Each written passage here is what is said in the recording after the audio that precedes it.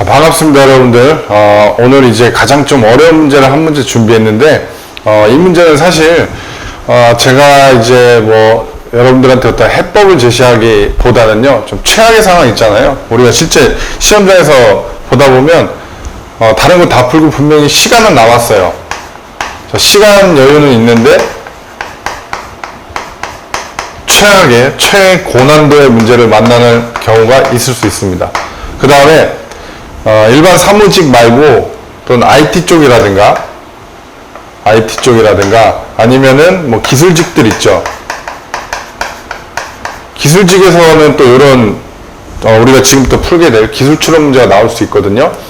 그랬을 경우에 내가 아무리 이쪽에 어떤 전공 지식이 좀 있다 하더라도 그거는 자기가 갖고 있는 전공 지식이지 출제자가 만든 어떤 이런 의도를 갖고 접하는 지문은 어려울 수 있습니다. 그래서 저에게도 어려운 문제예요. 제가 문제를 냈다고 해서 저라고 이 내용을 다 할 수는 없습니다. 그래서 아무것도 모르는 무해 상태 있죠. 우리가 정말 무해 상태에서 이걸 만났을 때 어떻게 풀어야 되느냐. 그랬을 때 자, 만약에 시간 여유가 있어서 이 최고 난이도를 풀어야 되는데 내용이 전혀 이해도 안 된다. 그럼 어떻게 해요? 결국은 찍어서라도 맞춰야 되는 거예요.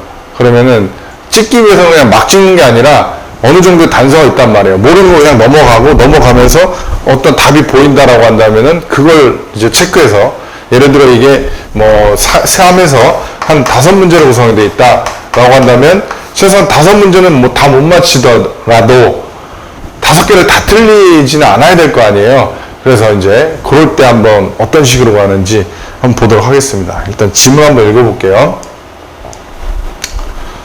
자, 귀하는 모모 공사의 기술 TF팀에 소속되어 있다. TF, 태스크포스. 공공기관 실제 가면은요, TF를 많이 구성을 합니다. 그래서 어떤, 현안이라든가 어떤 큰 문제가 생겼을 때 그걸 해결하기 위해서 각 부서에서 이제 뭐 나쁘게 말하면 차출하는 거고 좋게 말하면 각 부서에서 이렇게 사람들 데려다가 하나의 TF를 만들어요. 그리고 나중에 그 문제 해결하면 다시 각자 소속으로 돌아가는 이런 형태입니다. 컴퓨터의 CPU가 어떤 작업을 수행하는 것은 CPU의 우리 컴퓨터 CPU 알잖아요. 그렇죠? 중앙처리 장치. 논리 상태가 시간에 따라 바뀌는 것을 말한다. 가령 Z는 X 플러스 Y의 연산을 수행하려면 CPU가 X와 Y의 어떤 값을 차례로 저장한 다음 이것을 더하고 그 결과를 Z에 저장하는 각각의 기능을 순차적으로 진행해야 된다. 그러니까 뭐 예를 들면은 3 플러스 2는 5다 라고 한다면 각각의 입력값을 이제 저장을 하면 이게 도출이 된다라는 거죠. CPU가 수행할 수 있는 기능은 특정한 CPU의 논리 상태와 1대1로 대응되어 있으며 프로그램은 수행하고자 하는 작업의 진행에 맞도록 CPU의 논리 상태를 변경한다. 뭔가 CPU의 어떤 논리에 대해서 얘기하고 있어요. 이를 위해 CPU는 현재 상태를 저장하고 이것에 따라 해당 기능을 수행할 수 있는 부가 회로도 갖추고 있다. 지금 서론에서는요. 뭘 얘기하고자 할 것인지에 대해서 단서를 주고 있죠. 그래서 CPU의 어떤 논리, 그 다음에 이거에 대한 저장, 부가 회로. 만약 CPU가 가지는 논리 상태의 개수가 많아지면 한 번에 처리할 수 있는 기능이 다양해진다. 자, 논리 상태의 개수가 많아지면 처리할 데이터의 양이 같다면 이를 완료하는 데 걸리는 시간도 줄어든다. 그래서 우리는 뭐 2비트, 4비트, 뭐 6비트 이런 거는 접할 일이 거의 없었죠. 그래서 조금 연배가 있으신 분들은 뭐 8비트 컴퓨터 뭐 이런 거 있었죠. 그죠? 게임기도 8비트 게임기, 뭐 16비트, 32비트, 64비트 뭐 이런 말 하잖아요. 우리 정확히 모르지만 이게 올라갈수록 확실하게 뭔가 처리하는 게 빠르고 저장 기능도 그 다음에 더 활성화되어 있어서 빨리빨리 처리하잖아요. 그게 이제 여기서 말하고자 하는 어떤 이런 핵심 내용입니다. 이런 걸 이제 말하고자 하는 거예요. 근데 이제 이걸 텍스트로 풀어 설명하면 정말 복잡하죠. 논리 상태는 이진수로 표현돼요. 그래서 0과 1로 처리하는 겁니다. 0과 1. 01, 00 뭐 이런 식으로 11, 10 논리 상태는 이진수로 표현되는데 논리 함수를 통해 다른 상태로 변환된다. 논리 소자라는 말을 해요. 그죠? 논리 소자가 연결된 조합회로는 지금 조합회로예요. 조합회로는 논리 함수의 기능을 가지는데 여기서 논리 소자가 뭘까? 조합회로는 논리 연산은 가능하지만 저장은 또 할 수 없대요. 어떤 논리 상태를 저장한다는 것은 이진수 정보의 시간적 유지를 의미하는데 외부에서 입력이 유지되지 않더라도 입력된 정보를 논리회로 속에 시간적으로 가둘 수 있어야 돼요. 저장을 해야 되는데 지금 저장을 못하고 있다는 말을 하고 있어요. 계속 읽어보겠습니다. 인버터는 입력이 0일 때 1을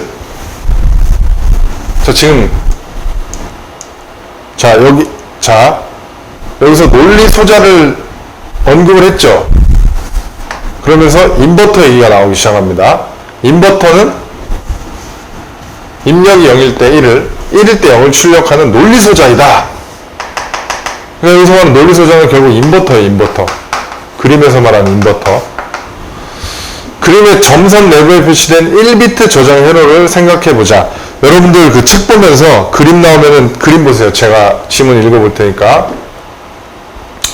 이 회로에서 스위치 S1은 연결하고 스위치 S2는 끄는 채로 상상해보세요. 지금 스위치 S1은 연결하고 S2는 끄는 채로 A의 정보를 입력한다. 그런 다음 S2를 연결하면 S1을 끊더라도 S2를 통하는 피드백. 그러니까 지금 뭔가 여기서는 인버터하고 관련된 거예요. 회로에 의해 A에 입력된 정보와 반대되는 값이 지속적으로 B에 출력된다. 따라서 이 회로는 0과 1 중 한 개의 논리 상태, 즉 1비트의 정보를 저장할 수 있다. 이러한 회로가 두 개 있다면 00, 01, 10, 11의 네 가지 논리 상태, n개가 있다면 이 n승 논리 상태 중 한 개를 저장할 수 있다. 그렇다면 자, 화면 봐주세요. 논리 상태의 변화는 어떻게 일어날까? 논리 상태의 변화, 이게 다 지금 앞으로 나올 문제의 단서예요. 이제 그림과 같이 1비트 저장 회로와 조합 회로로 구성되는 순차 논리 회로를 생각해보자. 자, 다시 그림 봐주세요. 순차 논리 회로.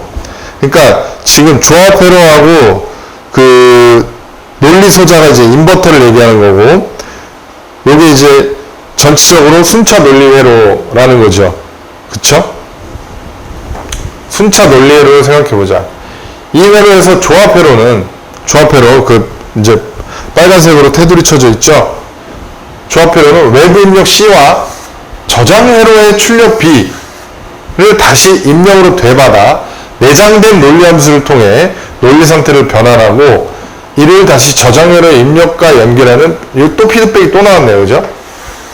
그러니까 여기서 말하는 피드백은 뭔가 인버터하고 관련되는 거였고, 여기는 뭔가 지금 조합 회로하고 관련돼 있어요. 조합 회로. 이런 식으로 캐치를 할 수 있다는 거예요. 예를 들어 조합 회로가 두 입력이 같을 때에는 1을, 그렇지 않을 경우에는 0을 출력하고자 하자. 만일 B에서 1이 출력되고 있을 때 C에 1이 입력된다면 조합 회로는 1을 출력하게 된다. 계속 넘어가 볼게요. 자, 만일 B에서 1이 출력되고 있을 때 C에 1이 입력된다면 조합 회로는 1을 출력하게 된다. 이때 외부에서 어떤 신호를 주어 S2가 열리자마자 S1이 닫힌 다음 다시 S2가 닫히고 S1이 열리는 일련의 스위치 동작이 일어나도록 하면 조합 회로의 출력은 저장 회로의 입력과 연결되어 있으므로 B에서 출력되는 값은 0으로 바뀐다. 하나도 모르겠죠. 이건 아무도 알 수가 없어요. 우리 시험 보는 어느 누구도 알 수가 없습니다. 그냥, 그리고 제가 여기서 이거에 대한 어떤 그 배경 설명을 하는 거는 취지에 맞지 않죠. 우리 지금 아무것도 모르는 상태에서 시험을 보는 거예요. 그런 다음 C의 값을 0으로 바꿔주면, 자, 일련의 스위치 동작이 다시 일어나더라도 B의 값은 바뀌지 않는다. 하지만 C에 다시 1을 입력하고 일련의 스위치 동작이 일어나도록 하면 B의 출력은 1로 바뀐다. 따라서 C에 주는 입력에 의해 저장 회로가 출력하는 논리 상태를 임의로 바꿀 수 있다. 그러니까 이런 예 같은 거 모르더라도 따라서 뭐 이런 말 나오잖아요. 이런 결론적인 것들은 체크해 두시면 좋죠. 입력에 의해 저장 회로가 출력하는 논리 상태를 임의로 뭔가 바꿀 수 있구나. 아, 뭔가 고정된 것만은 아니구나. 이렇게 우리 볼 수 있죠. 자, 계속 보겠습니다. 아직 멀었어요.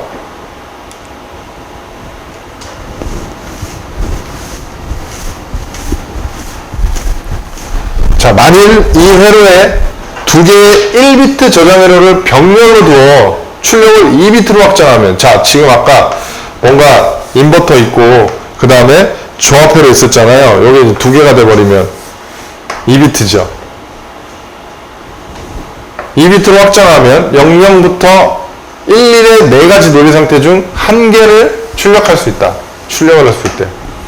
조합 회로의 외부 입력도 2비트로 확장하면 조합 회로는 저장 회로의 현재 출력과 합쳐 4비트를 입력받게 된다.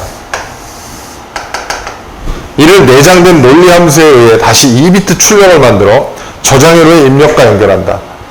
이와 같이 2비트로 확장된 순차 논리 회로에서 외부 입력을 주고 스위치 동작이 일어나도록 하면 저장 회로의 출력은 2배로 늘어나 논리 상태 중 하나로 바뀐다.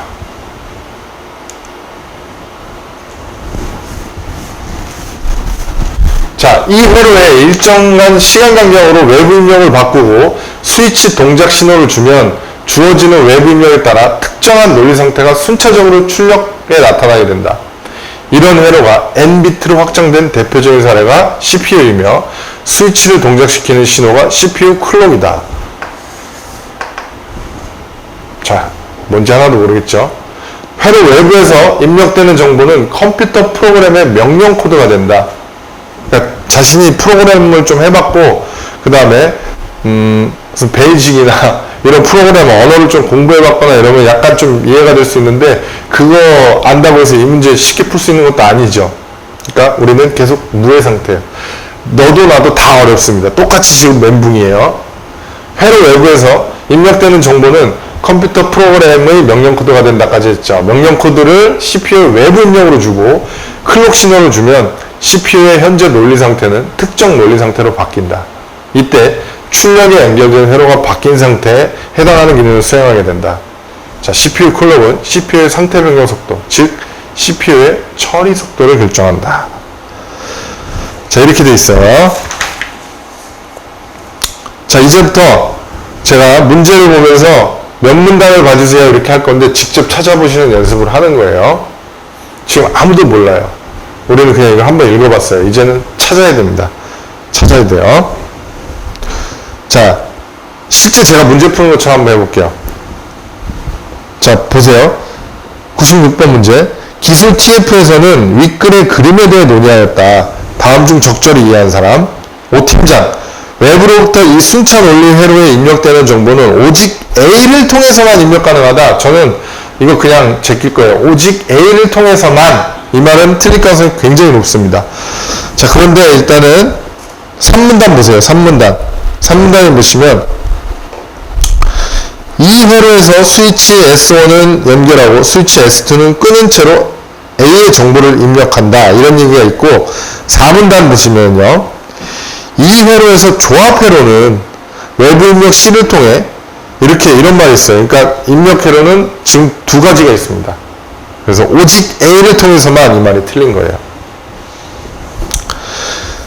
자, 선택지 2번. 스위치 수가 증가하면 순차 논리 회로가 변경할 수 있는 논리 상태 수는 지금 감소한다 이랬는데 아까 말했잖아요. 이게 1비트에서 2비트가 되면은 뭔가 더 성능이 좋아지는 거 아닌가요? 그러니까 증가하는 거죠. 자, 이중 조합 회로는 A에 입력된 값을 B로 출력하는 과정에서 입력값과 출력값이 결과적으로 같아지게 만들 수도 있고 달라질 수도 있는 거예요. 자, 이거는요 4문단에 있어요. 4문단. 내장된 논리 함수를 통해 논리 상태를 변환한다라고 되어 있지. 변환. 같아지게 만든다라고 하지 않았어요. 변환. 그러니까 같을 수도 있고 다를 수도 있어요. 자, 1비트 저장 회로는 외부의 정보 입력과 상관없이 정보를 논리 회로 속에 시간적으로 가두는 역할을 한다. 이거는 그대로 직면에 나와 있습니다. 이 문단 보시면은 어떤 논리 상태를 저장한다는 것은 이러면서 얘기가 나오고 있고, 3문단에서는 또 1비트 저장 회로 자체를 설명해 주고 있어요. 그러니까 이거는 그대로 지문에 나와 있습니다. 그러니까 이 문제에서는 결국 되게 어렵게 해놨지만 이걸 찾을 수 있느냐가 관건이죠. 자, 이렇게 하시고 넘어가겠습니다. 자, 97번 문제 보시면 되게 복잡한데, 이거를 실제로 우리가 별 5개짜리죠. 이 내용을 이해 없이 한번 선택지를 바로 보는 거예요. 자, 5팀장이 얘기합니다. 이 순차 논리 회로의 조합 회로에는 B의 2비트와 C의 2비트 정보를 합친 총 4비트의 정보가 입력된다. 이것도 그 선택지에 나와 있었어요. 자, 일단 쭉 넘어가 보세요. 이거는 지금 적절하지 않은 의견을 제시한 거니까. 차대리. 이 순차 논리 회로에서 저장 회로의 입력과 출력, 그리고 조합 회로의 외부 입력과 출력은 모두 2비트이다. 자, 이주임이 얘기합니다. C에 11을 1 입력하게 되면 조합 회로는 내장된 논리 함수에 따라 01을 출력하여 저장 회로로 출력한다. 모르겠죠? 넘어가 보세요. 자, C에 1, 0을 입력한 다음 동그라미 가와 동그라미 나에 동시에 같은 스위치 동작이 일어나게 되면 B의 출력값은 1, 1이 된다. 일단 넘어가 볼게요. 김과장. 자, 보세요. 이 순차 논리 회로와 같이 두 개의 1비트 저장 회로를 병렬로 연결하면 동시에 출력할 수 있는 논리 상태가 4개가 된다. 5문단 한번 보세요. 5문단. 만일 이 회로의 일부분 찾아보세요. 만일 이 회로에 두 개의 1비트 저장 회로를 병렬로 두어 출력을 2비트로 확장하면 00부터 11의 4가지 논리 상태 중 뭐뭐 중 한 개를 출력할 수 있다.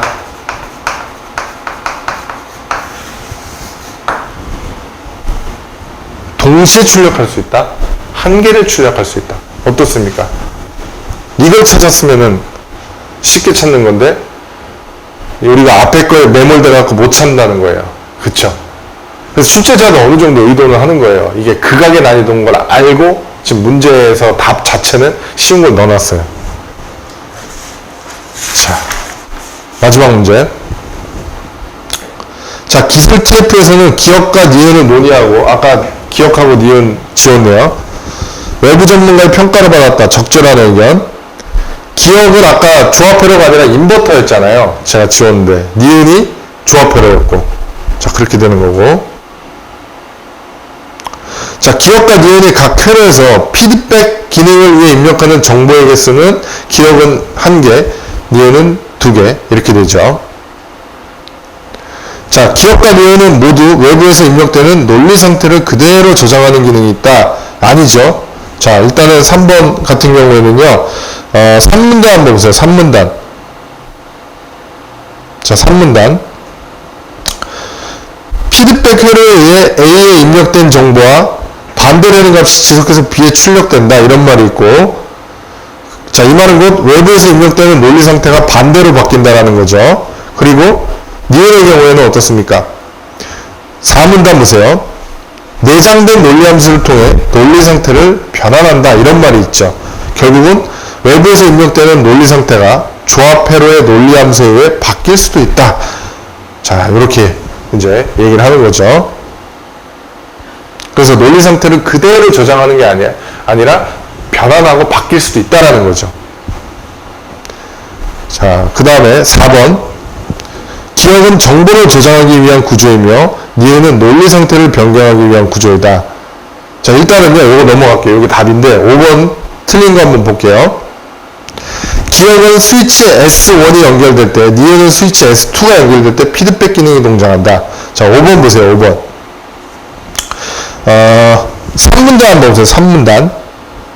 3문단에서 그런 다음 이 부분 찾아보세요. 그런 다음 S2를 연결하면 어쩌고 이렇게 나오고, 4문단 보세요. 4문단에 S2가 열리자마자 어쩌고 이렇게 돼 있죠. 그러니까 결국은 주어 수로라고 할 때 수로 부분은 S2입니다. 공통적으로. 자, 그런 거죠. 이 4번도 사실 굉장히 어려운 거예요. 이해 못했으면. 그런데 4번의 내용을 모르겠다. 이거는 저는 그런 거예요. 4번 같은 경우에 전혀 모르겠으니까 통과해보고 틀린 거 제끼고 나머지를 답으로 하는 이런 식으로 이제 문제를 접근하는 거를 한번 추천해 드리는 겁니다. 그래서 4번이 정답인 이유에 대해서 제가 자세하게 설명을 해놨어요. 그래서 이번 시간은 내용을 우리가 이해하고자 하는 게 본질이 아니기 때문에 제가 좀 스킬적으로 좀 접근을 하기 때문에 해설은 따로 읽지 않겠습니다. 그래서 오늘 한 문제인데 굉장히 한 쉬운 문제, 4-5문제 푼 것만큼의 어떤 피로도가 있을 거예요. 이런 문제를 제가 지금 뒷부분에 좀 많이 넣어놨습니다. 그래서 주로 정보 있죠, 정보. 정보 처리라든가 혹은 정보 처리 정보 추론, 기술 추론 있죠. 이런 문제들이 대체로 다 이래요. 뭔가 이렇게 컴퓨터하고 관련된 거, IT하고 관련된 거, 그 다음에 뭔가 기계하고 관련된 거 있죠. 그래서 컴퓨터, IT 쪽, 그 다음 뭔가 기계,